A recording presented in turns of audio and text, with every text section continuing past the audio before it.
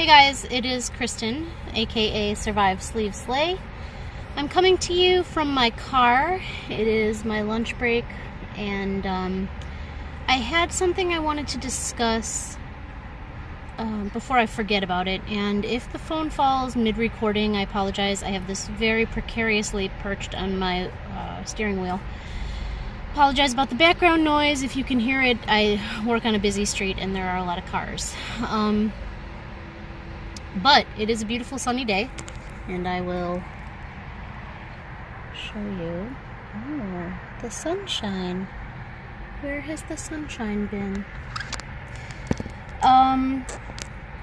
So what I wanted to talk about, and now I'm not going to be able to get this to work again. Okay, so I'm just going to hold it and quit being a doofus. What I wanted to talk about is this surgery for people that have, okay, I need to stop. For people that have binge eating disorder or food addiction, because I am a binge eater, I am a recovering binge eater, and I do have a food addiction. And I know I've touched on this before, but I wanted to go into it in a little more detail because I didn't really think about that aspect of things before I did the surgery. I mean, I did, and I did some research, and I got my psychological clearance and everything, but what I wasn't prepared for is the just complete influx of emotions that I started feeling after surgery, and the depression, and like, I don't know if it's mood swings per se, but I mean, it's been pretty serious. There's been some pretty serious issues with my mood, and just my emotions are kind of all over the place. Again, I'm not in that same kind of like rabbit hole that I was in the first month, but my emotions are definitely still not right. So I wanted to just talk about like the effect that has on you when you've been self-medicating for years with food the way that I had. You don't really learn appropriate methods of how do I want to word this? You don't really learn good coping mechanisms for stress. And I know I've said this, but weight loss surgery does not take your problems away. It doesn't take away your addictions. It doesn't take away any emotional issues that you have. It makes your stomach smaller, and that's it. And I'm struggling with the fact that, you know, the way I've been coping for so many years, I can't cope that way anymore, because I just don't have the physical capability, and because it's not why I did this. I mean, if I still used food as my way to cope with my problems, then I wouldn't have bothered having the surgery. And like I said in my last video, I do feel like it's a really slippery slope. I feel like it would be super easy for me to fall back into the habit of using food to comfort myself when things get really stressful. And in the last couple of weeks, things have gotten really, really stressful. There's a lot of stress in my life right now, and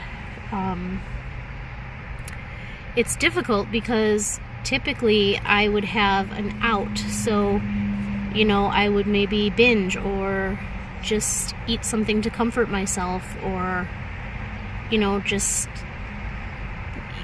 self-medicate with food, and I don't want to do that right now, and I really can't do that right now. And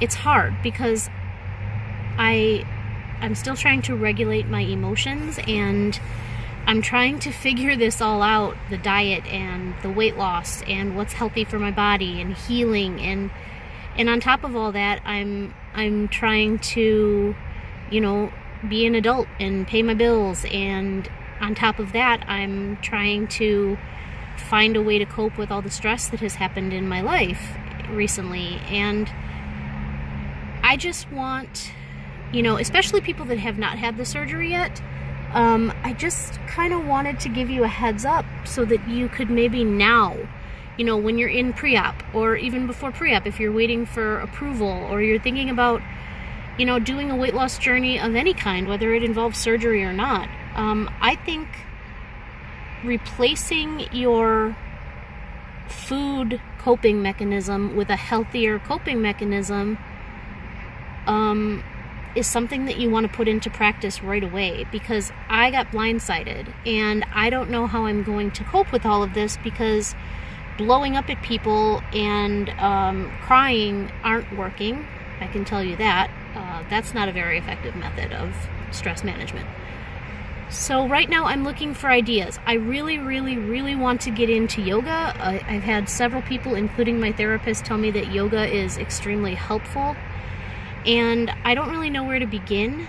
I know that my gym has yoga classes, but I have social anxiety, so that kind of terrifies me. So I'm thinking maybe YouTube videos and just trying it out at home until I'm at least confident enough to maybe give it a shot in the gym setting. But if anybody has any suggestions for stress management, I could really use them, because I'm feeling very overwhelmed. And I know a month ago I was feeling overwhelmed, but I was more focused on my surgery and, you know, my diet. And now it's like, you know, the honeymoon phase is over and I'm back into life. Back to life, back to reality. And then all of a sudden all this crazy nonsense is happening that's stressing me out, and I need advice. I need to know how to cope without abusing food or shopping, or, you know, healthy coping mechanisms, I guess. So, yeah, that's basically what I wanted to say. You know, if you're looking into this surgery or you're in the beginning stages, or, you know, find a way to replace your unhealthy coping mechanism, which is food, with a healthier coping mechanism. I'm on this journey with you. I don't know what to do right now. I'm asking for help from the community because I'm kind of lost. I'm trying to keep it all together, and it's not working super well because I'm stressed. I'm really, really stressed. And so if you have any suggestions, comment down below. Maybe find me on Instagram if you're not already on there. You know, message me, let me know what you do to manage stress, because this is real. Like, it's affecting me pretty badly. And I don't want to slide down into bad habits, and I don't want to create new bad habits. I want to know how to cope in a healthy way. So that's all I've got to say, guys. Yeah, comment, and hopefully I can figure this out with you. So I will see you soon.